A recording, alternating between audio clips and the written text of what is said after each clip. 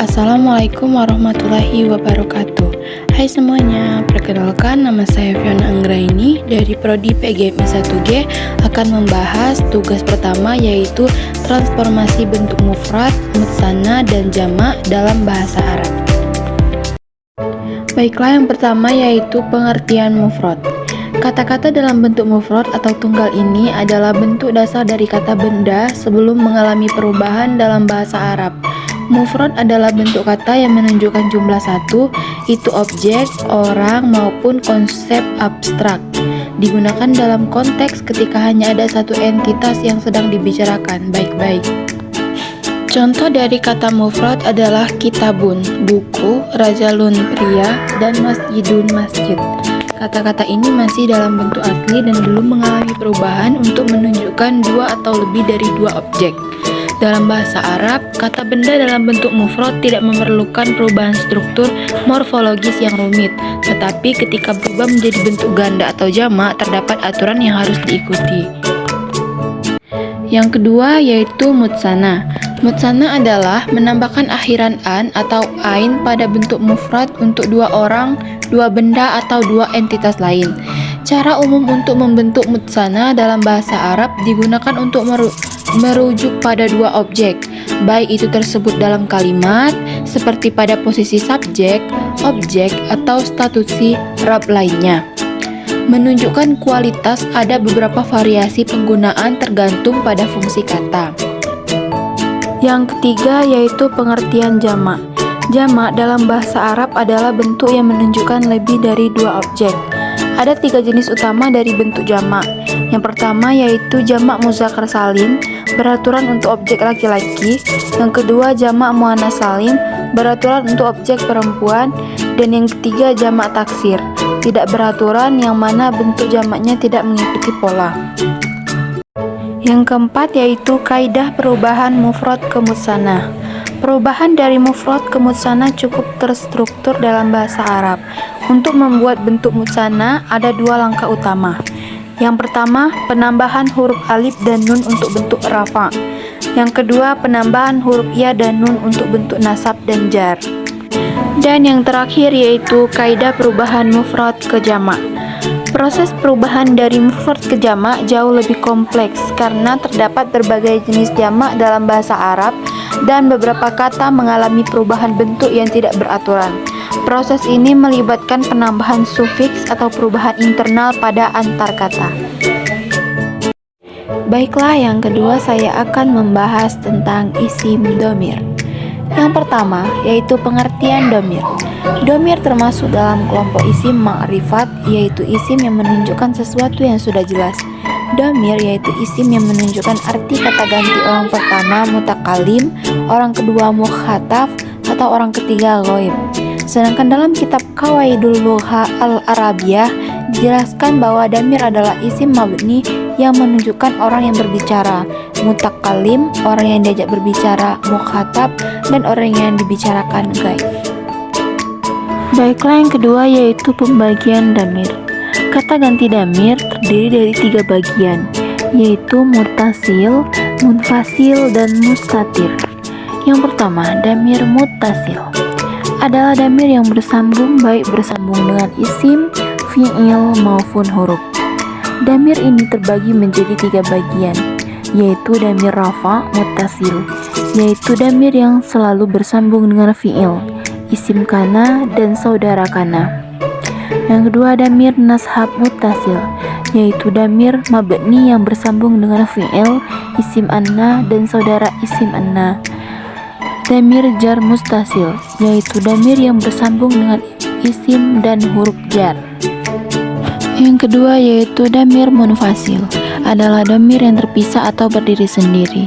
Damir munfasil terdiri dari dua bagian. Yang pertama damir rafa munfasil, yaitu damir yang terpisah dari isim dan fi'il yang menempati mubtada, khobar, fa'il, dan naibul fa'il.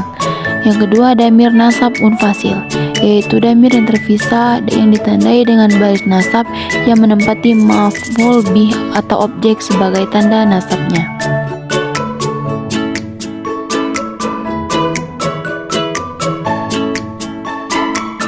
Yang ketiga, yaitu damir mustatir, adalah isim damir yang tidak nampak dalam lafalnya seperti lafal anta pada kalimat aqra.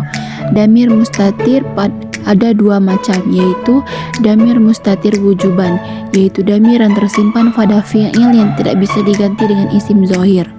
Yang kedua, damir mustatir jawazan, yaitu damir yang tersimpan pada fi'il yang bisa diganti dengan isim zahir. Fungsi damir dan contohnya. Damir dalam bahasa Arab berfungsi sebagai kata ganti yang menggantikan nama atau kata benda, membantu menjaga kelancaran kalimat. Damir terbagi menjadi beberapa jenis, seperti damir mutakalim, kata ganti diri pertama, damir mukhatab, kata ganti diri kedua, dan damir gaib, kata ganti diri ketiga. Selanjutnya yaitu damir munfasil, adalah kata ganti subjek yang berdiri sendiri, digunakan sebelum kata kerja kataba yang telah diubah sesuai dengan subjeknya. Dan yang terakhir yaitu damir mustatir. Damir ini tersembunyi dan tidak diucapkan secara eksplisit, tetapi dipahami dari konteks. Dan yang terakhir yang akan kita bahas yaitu isim isyarah.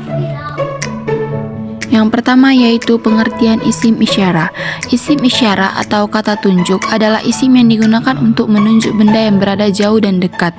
Kalimat yang digunakan dalam isim isyarah melihat bentuk kata yang ditujukannya. Apakah benda tersebut berbentuk laki-laki atau muzakkar atau berbentuk perempuan muannas. Dan penulis akan membahas hal tersebut bahwa di dalam tersebut gender sangat diperhatikan, karena ketika benda yang kita tunjuk laki-laki, maka isim isyarah yang kita gunakan juga berbentuk laki-laki. Dan apabila benda yang kita tunjuk perempuan, maka kita menggunakan kata tunjuk perempuan. Isim isyarah asmaul isyarah dalam bahasa Arab dan fungsinya. Isim isyarah yaitu kata benda yang bentuknya mabni atau yang memiliki baris yang tetap, berfungsi untuk menunjuk sesuatu. Karena perubahan tempat dalam kalimat jar, isim isyarah adalah isim yang tidak berubah harakatnya selamanya walaupun kedudukannya kata tunjuk. Kata isim isyarah atau asmaul isyarah adalah kata-kata dalam bahasa Arab yang berfungsi untuk nahunya berubah kecuali hazani dan hatani. Sedangkan menurut Numah, isma mabni adalah isim yang tidak berubah bentuk. Yang kedua yaitu isim isyarah untuk menunjuk objek yang dekat isim isyarah atau lil karib, berfungsi untuk kalimat yang berbentuk muzakkar yang tidak berakal. A. Isim isyarah yang digunakan untuk menunjuk benda yang berbentuk mufrad atau tunggal atau disebut juga tunggal maskulin. Contoh, haza kitabun, ini sebuah kitab. B. Isim isyarah yang digunakan untuk menunjuk benda yang berbentuk musanna disebut juga dual maskulin. Contoh, hazani kitabani, ini dua buah kitab. C. Isim isyarah yang digunakan untuk menunjuk benda yang berbentuk musanna yang jamak atau banyak disebut juga jamak maskulin. Contoh, hazihi kutubun, ini beberapa buah kitab. Dari contoh di atas dapat kita lihat bahwa kata kitabun adalah kata yang berbentuk laki-laki atau muzakkar karena kata kitabun tidak terdapat marbut bu'tah, dan kata tunjuk yang digunakan adalah kata tunjuk untuk laki-laki atau muzakkar untuk kata tunjuk yang dekat.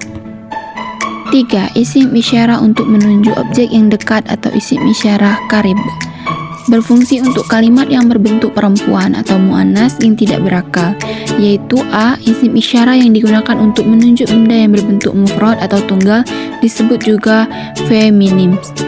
Contoh, hazihi syajaratun, ini sebuah pohon. B. Isim isyarah yang digunakan untuk menunjuk benda yang berbentuk musan disebut juga dual feminis. Contoh, hatani syajaratani, ini dua buah pohon. C. Isim isyarah yang digunakan untuk menunjuk benda yang berbentuk musanna yang banyak disebut juga fama feminism. Contoh, hazihi syajaratun, ini beberapa buah pohon. Dari contoh di atas dapat kita lihat bahwa kata sajaratun adalah kata yang berbentuk perempuan atau muannas karena kata sajaratun terdapat ta marbuta pada akhirnya, dan kata tunjuk yang digunakan adalah kata tunjuk untuk perempuan atau muannas bagi yang dekat. Pada kalimat jamak masing-masing menggunakan untuk kata tunjuk muannas yang mufrad, karena di dalam bahasa Arab setiap benda yang tidak berakal maka isim isyaratnya menggunakan kata tunjuk yang berbentuk muannas. 4. Isim isyarah lil ba'id, berfungsi untuk kalimat yang muzakkar, untuk yang tidak berakal pada jarak yang jauh, yaitu A.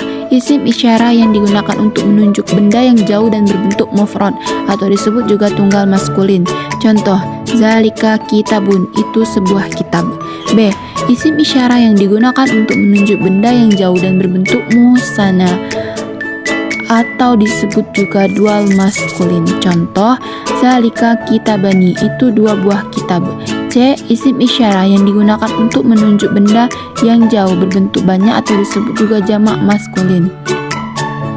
Dari contoh di atas dapat kita lihat bahwa kata kitabun adalah kata yang berbentuk laki-laki atau muzakkar karena kata kitabun tidak terdapat ta' marbutoh, dan kata tunjuk yang digunakan adalah kata tunjuk untuk laki-laki atau muzakkar untuk kata tunjuk yang jauh. 5. Isim isyarah lil ba'id berfungsi untuk kalimat yang muannas yang tidak berakal pada jarak yang jauh, yaitu A. Isim isyarah yang digunakan untuk menunjuk benda yang jauh dan berbentuk mufrad muannas atau disebut juga tunggal feminim. Contoh, tilka sajaratun, itu sebuah pohon. B. Isim isyarah yang digunakan untuk menunjuk benda yang jauh dan untuk muannas dan berbentuk musanna atau disebut juga dual feminim. Contoh, tanika syajaratani, itu dua buah kitab. C. Isim isyarah yang digunakan untuk menunjuk benda yang jauh untuk muannas berbentuk jamak atau banyak atau disebut juga jamak feminim. Sekian yang bisa saya sampaikan, semoga bermanfaat. Terima kasih. Wassalamualaikum warahmatullahi wabarakatuh.